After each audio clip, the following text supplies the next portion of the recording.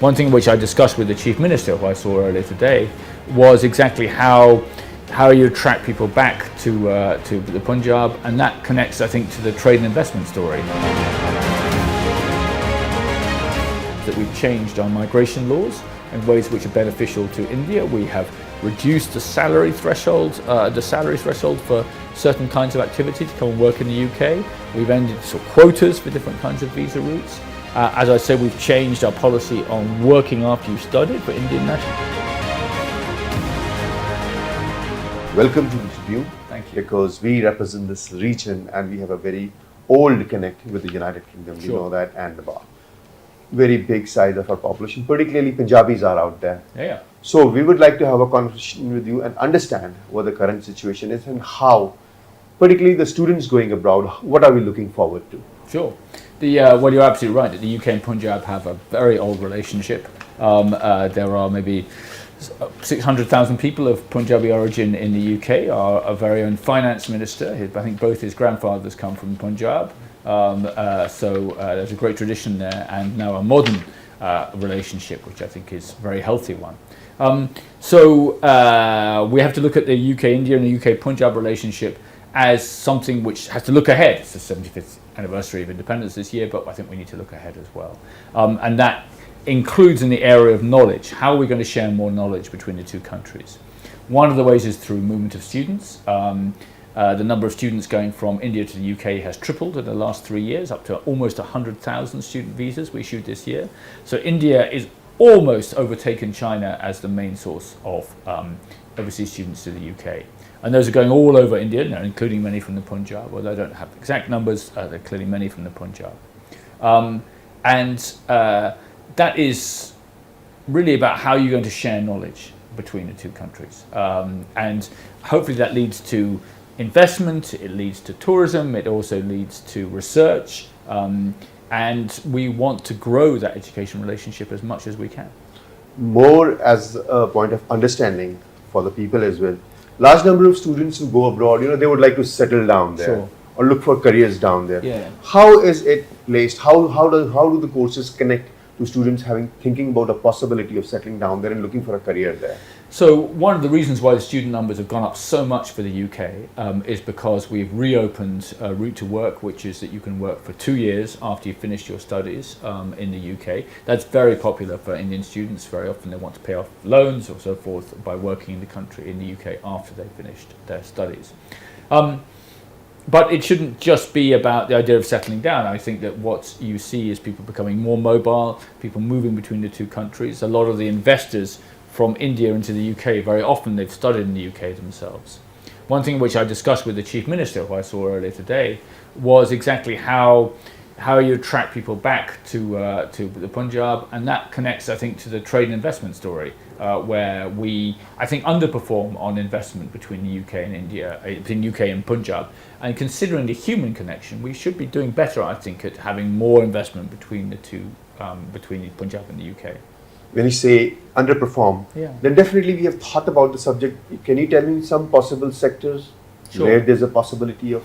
I mean, Punjab has some outstanding firms, for example, in agriculture. So where I think we could see some scope for further work and for closer collaboration is, for example, on technology for agriculture. Also on sustainable agriculture. So, for example, the British government actually has an equity arm, BII it's called, and it invests in Punjab. So does we have some development capital, which the government is public money, but it's invested into companies in Punjab, including one which does agricultural waste to bioenergy. I think there's a lot more we can do both on the technology side and on the sustainability side, which would fit that combination of Indian might with some good British technology. We saw that with the Covishield vaccine, which obviously had huge impact in India and around the world, which started with some research at Oxford University, developed by a company, AstraZeneca, and then Serum Institute in India, manufacturing billions of doses of it. So that's a good model, and that's what we'd like to replicate with the Punjab, for example, in sustainable agriculture. Have we looked forward to some areas in industry particularly, where there could be something? I think that you have very innovative firms here. So what we would like to attract more British companies to come here. We actually have some significant British investment into electric vehicles in India, including buses, electric green buses. All of India, I think, is going to make its bus fleet more sustainable, and that, again, is an area where you think, well, that's got some manufacturing potential, and it has a good sustainable outcome. You just now had a meeting with Chief Minister Bhagwant Manji. Did you guys decide on something? Did you guys think about something? So the areas for obvious cooperation are, first of all, on the trade and investment side. So we'd like to bring, I think we'll try and bring an agri-tech mission up here to look at the possibilities in Punjab. As I say, you have some great agricultural companies. Secondly, we're going to have a group of the biggest British universities are going to visit India in a couple of weeks' time. And we're going to see if we can hook them up, link them to the Punjab, because you've got some very good universities in Punjab as well. Now, universities, having been quite closed during COVID, are now looking for international expansion, and India is a very obvious country to do that. I would like us to do more on sports. Punjab has a strong sporting tradition. We will have the Commonwealth Games in Birmingham at the end of July and early August, and I talked to the Chief Minister about getting some Punjabi presence there as well. So I would say there is quite a lot we can do, and some of these things I think are pretty sure, and some of these things which we'll have to see if we can make happen. But it's too good an opportunity to miss. Very right. But I'm sure while we're thinking about the positivity, we surely must be having some areas of concern that we must have highlighted, or what do you think could be the areas that India looking to be, or Punjab in particular needs to be presenting? Well, my job is to try and accentuate the positive and support the two Prime Ministers who've given us a very clear vision of what they want to achieve from the relationship. I think with the enormous flow of people, and another thing I should say we would like on that is see if we can get direct flights between the state of Punjab and the United Kingdom, because I think that would ease the flow of, or support an increased flow of people between the two countries. With the good comes the bad. Occasionally, there are people who come to the UK or even some Brits here who do bad things. So we need to make sure we have good law enforcement cooperation and ability to deal with illegal overstaying migrants, for example. That's partly done through Delhi, but it has to be done through the state as well. So I think that is an area where we need to make sure we have close cooperation to stop abuse of the migration routes, because the UK, as I say, issued almost 100,000 student visas this year to Indian nationals. 40% of all of our work visas, our skilled work visas, go to Indian nationals. So, there's a lot of people, and we need to make sure that there isn't abuse of those systems, because then we have to close down those routes. What is this illegal migration? Is it still going on? It is. Do you identify people? We try to, working with the Indian authorities. That's quite often people who are overstaying their visa, for example. Sometimes it can be people who are trying to come to the UK as a student, but probably are unlikely to study. We have good systems in place for how we deal with that, and we're dealing with that at the moment because we have this enormous demand for UK visas at the moment. So we have to be careful about that whilst enabling people to come to. So you just have to get the balance right, because you want to help all of the good things that come from increased migration and one or two not so good things. You need to make sure you manage both. There is a trend towards international trend towards interdependent nation states. Yeah, that's right. I agree. But Britain choice other side, Brexit. Mm-hmm. After Brexit, what impact of Britain's economy or European economy, Union economy, or throughout the world? Sure. So I think Brexit provides some opportunities in the UK-India relationship because, for example, it has already meant that we've changed our migration laws in ways which are beneficial to India. We have reduced the salary threshold for certain kinds of activity to come and work in the UK. We've ended quotas for different kinds of visa routes. As I said, we've changed our policy on working after you've studied for Indian nationals, so that that's increased. And the student numbers have increased hugely, tripled in the last 3 years. So that's one cluster of things which has changed after Brexit. The other is we can reach our own free trade agreements. That should be of interest to people in the Punjab. Opportunity for reducing tariffs, including on the product of my mother's country, Scotch whisky. But other benefits as well, but for both countries, and there's good economic data to show there are significant benefits to both countries. And we couldn't have tried to do that free trade agreement whilst we were a member of the European Union. The European Union could try, but it's a different shape and size to the United Kingdom and probably harder to negotiate with in some ways. That's why the two prime ministers, when they met about 4 weeks ago, determined that they would try to reach a deal by the end of the year, because by Diwali, I should say, because they see great opportunity in reaching a trade deal. So there are the benefits of Brexit, I would say. Scotland referendum freedom 2014. Yeah. There are news that they tried to 23 referendum. Or what is the view of UK government? The UK government wants to see the United Kingdom continue to exist, and there was indeed a referendum about Scottish independence in 2014. That was fairly clearly won by the people who wanted to remain part of the United Kingdom, about 55% to 45%.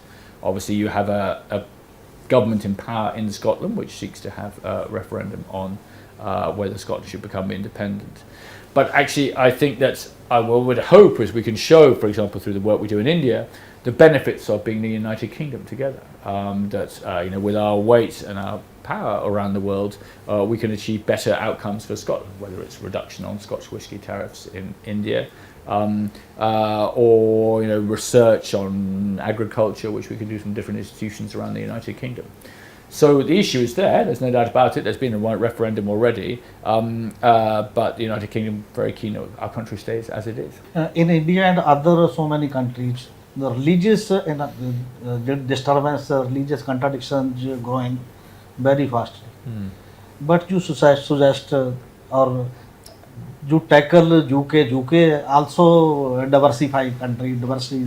Yeah, it has become. Like India. Yeah, it's become a lot more diversified in the UK.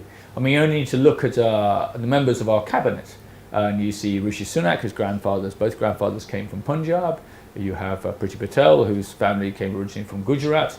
You have Alok Sharma, who was born in Agra. So it's a much more diverse country than the country I grew up in, and it's much better for that as well. I see, the other day, a young British soldier of, I think, Punjabi heritage, actually, Captain Preet, who was walking to the North Pole. Punjabis and Indians more generally are making a huge contribution to public life. Look at the president of our business association, a man born in Hyderabad, Lord Karan Moria. So it is a much more diverse country, and as I say, the better for it. In India has its own history and its own issues to grapple with. The UK is a supporter of tolerance and diversity, and in fact we have programs supporting religious leaders from many different faiths who come together across India, and we support programs to enable them to learn from each other. I try to make a point of going to visit different places of worship in India, whether they be temples or mosques or churches. I need to get to a Gurudwara next. That's next on the list. I think we, as the UK, feel we are stronger in our diversity, and I think that's true for India as well. Internationally speaking, nothing local, but in the Ukraine-Russia war, the British have supported the Ukraine most time. Yes. This incident is one, but globally speaking, the scene is changing. How do you connect? I completely agree with you that the scene is changing. I think the world which I knew in Europe when I joined the diplomatic service in 1990, the Soviet Union was collapsing, the Berlin Wall had gone down. That was a time of great optimism. I think that era is now dead. We're in a much tougher, more competitive world. I'm an optimist by nature, but there's no doubt there's more competition. And if you look at, we produced a big strategy document about just over a year ago as the British government, which I was one of the people who produced that document, and it sets out a tougher, more competitive world. Interestingly, I think that's both making countries like India and the United Kingdom seek more national resilience. You see it from the Made in India program, you see it in some ways in the UK, and I think that's what electorates expect. They expect a kind of, a greater resilience inside their own country, but also increased resilience between certain countries. That's why I think the UK and India are coming much closer together, because we are, I think, looking ahead, a good fit for the 21st century. I mentioned the Covishield vaccine already. There are other areas in which we're cooperating very well together. And and there's quite high trust. The countries know each other quite well, not least because of the Punjabi population in the UK. And we want to do more together, and sometimes in some of the critical supply chains for, say, pharmaceuticals, for example, where India is particularly strong. So we think we can, and indeed, I would say that one of the things we learned in COVID, in the lockdown, was the number of big British businesses, including the banks, for example, who have very large offices in India, which are supporting their global operations, which had to function during COVID. So there is a sort of certain mutual resilience which we have between the two countries, which we should increase between the two countries. That's one of the reasons why we're doing the free trade agreement, because we see that as an opportunity to tighten our resilience between the two sides. We've had some great progress on environment with Prime Minister Modi's ambition at the Glasgow conference last year, now being turned into practice, very important in the agricultural sector, for example. We have now the free trade agreement negotiations. We have a mobility partnership. We hope to do more on defence and security. So I think it's a great growth time for the relationship between the two countries, and that certainly includes the Punjab.